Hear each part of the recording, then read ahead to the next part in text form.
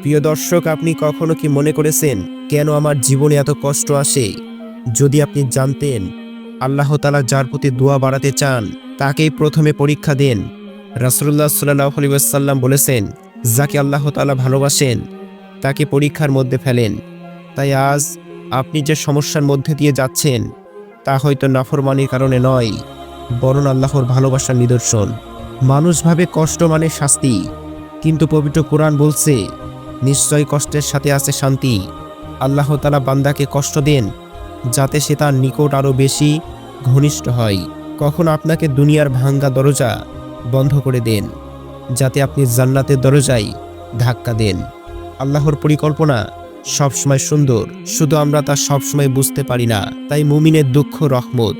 রাসূলুল্লাহ সাল্লাল্লাহু আলাইহি ওয়াসাল্লাম বলেছেন, মুমিনের যখন কাঁটা ফুটলেও তার গুনাহ মাফ হয়। তাই আল্লাহ তাআলা তার প্রিয় বান্দাকে ছোট ছোট কষ্ট দেন যাতে বড় বড় গুনাহ ক্ষমা হয়ে যায়। অসুস্থতা, আর্থিক চাপ, পরিবারের সমস্যা এগুলো শাস্তি নয়, গুনাহ মোচনের বিশেষ উপহার। আল্লাহ তাআলা যদি কাউকে ছেড়ে দিতেন তবে সে হারিয়ে যেত, কিন্তু তিনি কষ্ট দিয়ে আমাদের কাছে ফিরিয়ে আনেন। ঝড় না এলে গাছের শিকড় শক্ত হয় না, ঠিক তেমনি পরীক্ষাহীন ঈমান দুর্বল থাকে। আল্লাহর প্রিয় বান্দাকে পরীক্ষার মাধ্যমে এমনভাবে শক্ত করেন যাতে সে ভবিষ্যতের বড় বিপদেও অটল থাকে।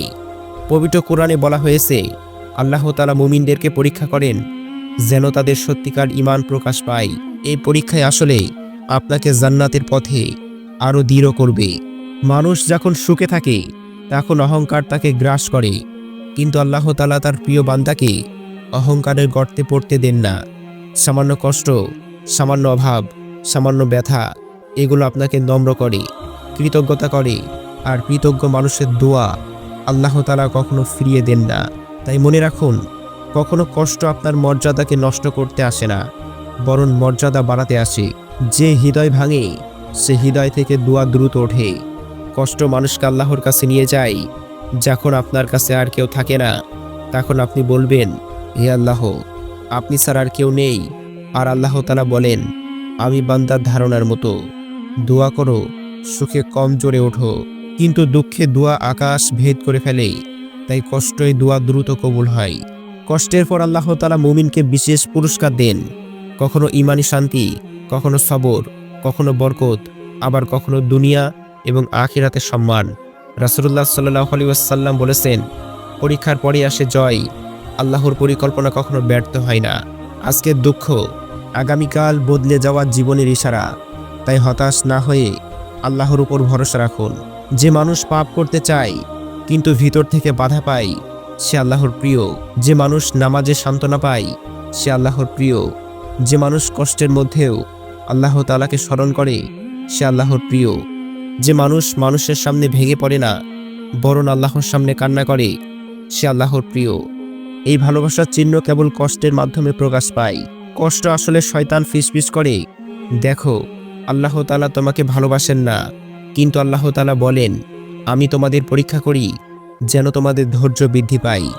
তাই শয়তান চায় আপনি কষ্টকে ঘৃণা করেন, কিন্তু জ্ঞানীরা কষ্টকে আল্লাহর নিকটবর্তী হওয়ার সিঁড়ি মনে করেন। কষ্ট কখনোই ধ্বংস করতে আসে না, বরং মহান করার জন্য আসে।